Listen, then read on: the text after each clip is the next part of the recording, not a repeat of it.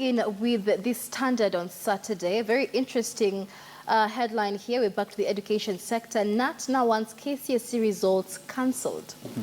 And I mean, you know, this after the release of the KCSE results in December, a lot of people are praising Matiang'i, including the same people who are now calling for the results to be cancelled. And now, the reason that they want the results cancelled is because they say the curve that was witnessed in these results was very abnormal. But the reason that they say it's abnormal is because out of the 20 students, for example, 16 of them were girls. Out of the 20 leading schools, the first 2 are girls' schools as well. And they say that's not a normal curve. I mean, what are your thoughts on this? Well, number one, maybe placing it in context. For some reason, people are celebrating Dr. Matiang'i, saying that he's a miracle worker. And all he's been able to do is what he was retained to do. When you are appointed as the Minister for Education, part of your key performance indicators is to ensure that the exams are well done. But I guess as a nation, Kenya, we become to expect so low from public servants that if you merely do your work, people for some reason think you are a magician. Right.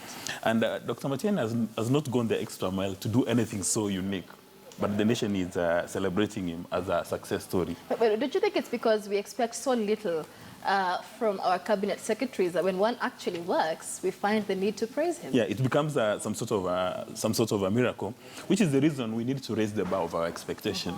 That if there's a minister who doesn't perform, or a cabinet secretary, or indeed any public official, you get fired. Because if you're in the private sector, you are given key performance indicators. Right. If you do not meet those performance indicators, during the next board meeting, you're going to get fired. But for our public sector officials who earn a fortune, a lot of money, they're not given any performance indicators. Whether they go to the office the entire day, go through the newspapers and have a cup of tea in the evening, go home, nobody's going to hold them responsible. Instead, they'll come up with a long list of challenges, as if you're supposed to just go to the office and sit. But coming back to the examination, people said that Matiang'i did very well. So 2 questions emerge. Were we saying Matiang'i has done a good job by having very few A's, or by releasing the results within maybe 5 weeks instead of the normal 12 weeks? So those are many questions to be answered. And when the labor union, KNUT, calls for a review of this examination, on the face of it, it sounds like a very good idea, because we'd like to know what used to happen in the past from a forensic audit, what used to happen in the past, and what has happened now. The problem is, Sosion is giving very wrong reasons. That are because girls have done much better than boys. Right.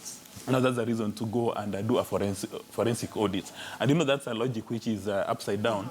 And it's actually shocking that that's the kind of logic coming from the leadership of Sosion. What we need to do is to establish how come there were so many few A's. And in the past, was this really the case that they were stealing? Because right now we are told that the papers used to be available. Any high school teacher would buy the papers, a parent would buy the papers before people sit for the exams.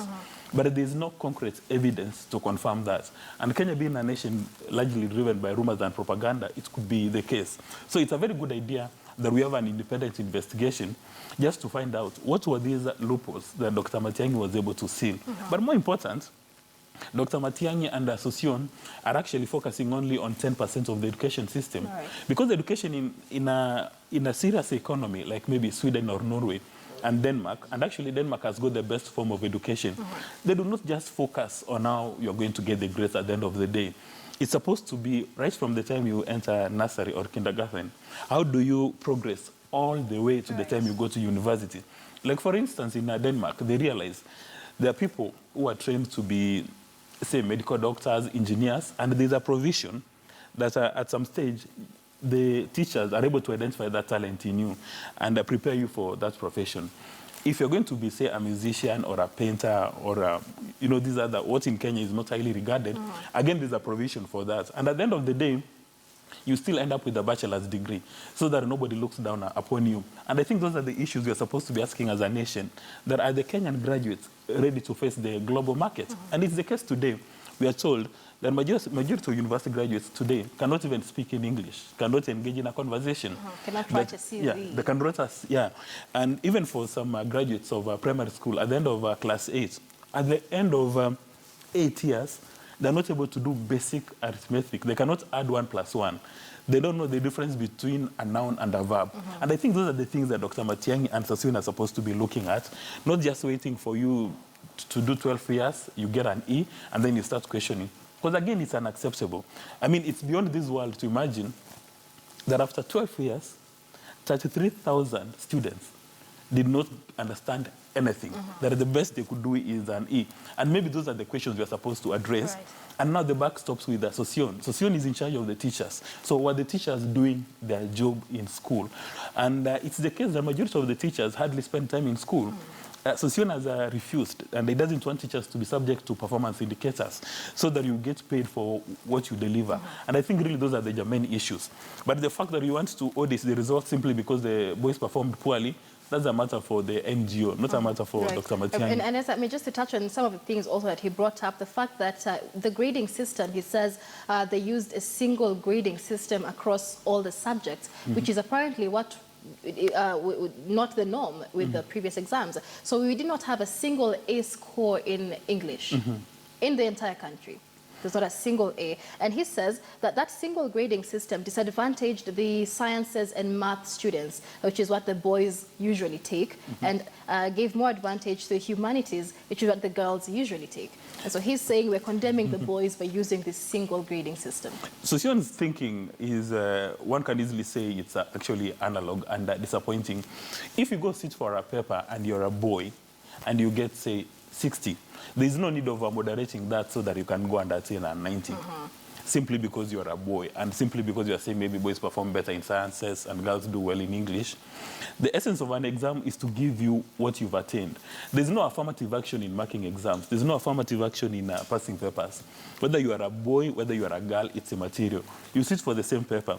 So if a boy gets 40, that's the 40 that you get. If a girl gets 59, that's the 59 you get.